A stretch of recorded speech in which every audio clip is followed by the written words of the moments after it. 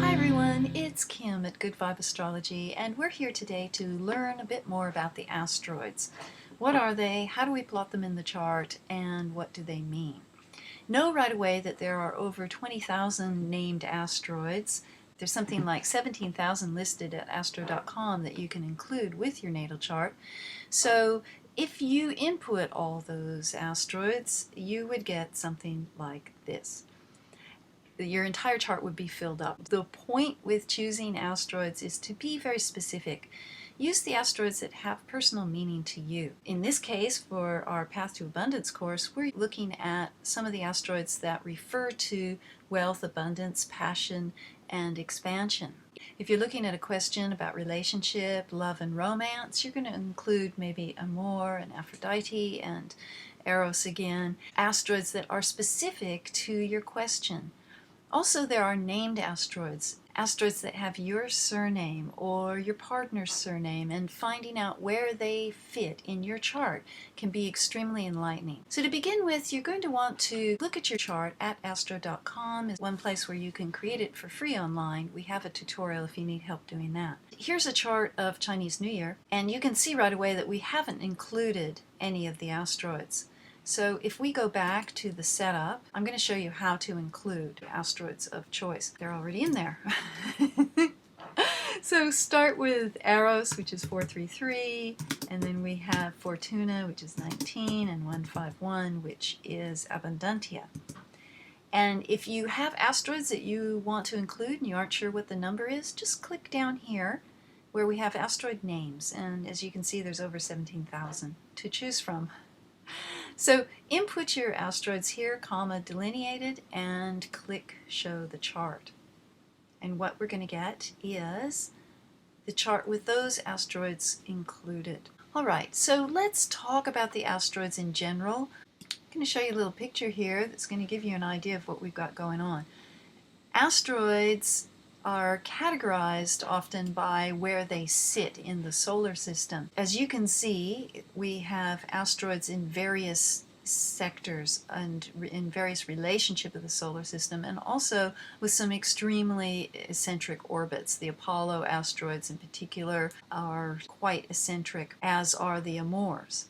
This image will give you an idea of some of the common asteroids that we'll find in use in our astrology, and they are found in the asteroid belt between Mars and Jupiter. If any of you have explored the exploding planet hypothesis, you'll know why we have one idea why we have such a big gap between Mars and Jupiter, and why there's a sprinkling of gazillion asteroids in that sector.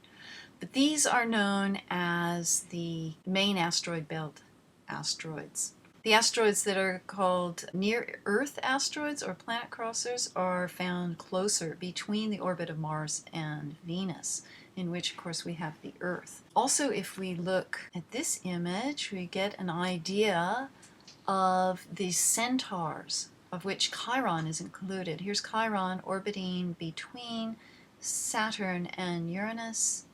And all these other centaurs, Pholus, Nessus, they're also a very particular strain of asteroids, and again, further out between Saturn and Uranus. Some will go well past Neptune, and as you can see for Orcus is trans-Pluto.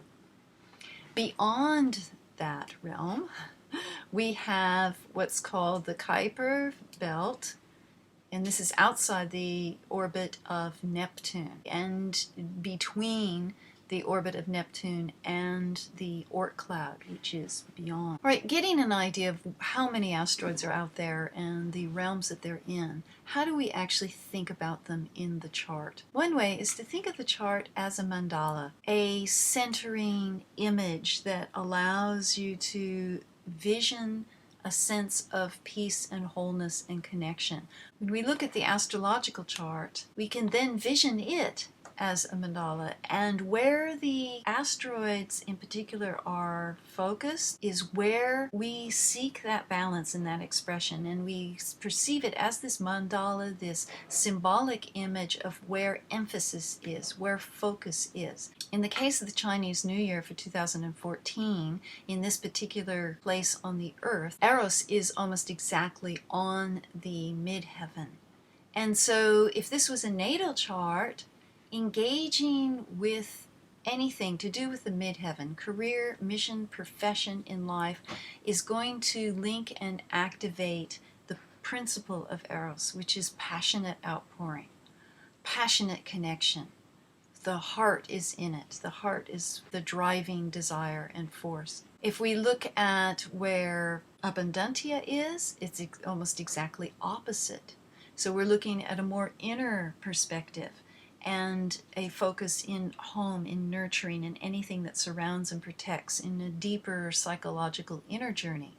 So in this moment in time, passion and the sense of abundance needs to form a balance. It needs to form a polarity that moves easily between this dynamic of Sagittarius, which goes out into the world to gather, and Gemini, which sorts and accumulates information and makes sense of it. And Fortuna here is in the 5th house, and it happens to be exactly conjunct Jupiter.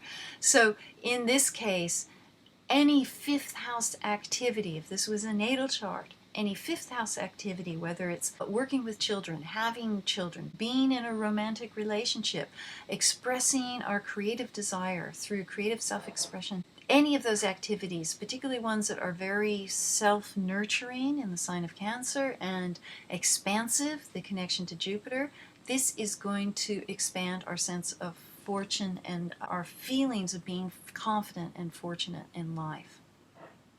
So use your astrology and the placement of the asteroids as a symbol of balancing and looking to where you can activate in the chart the energy that you want to expand in your life. Okay, that's it for today. Thanks, everyone.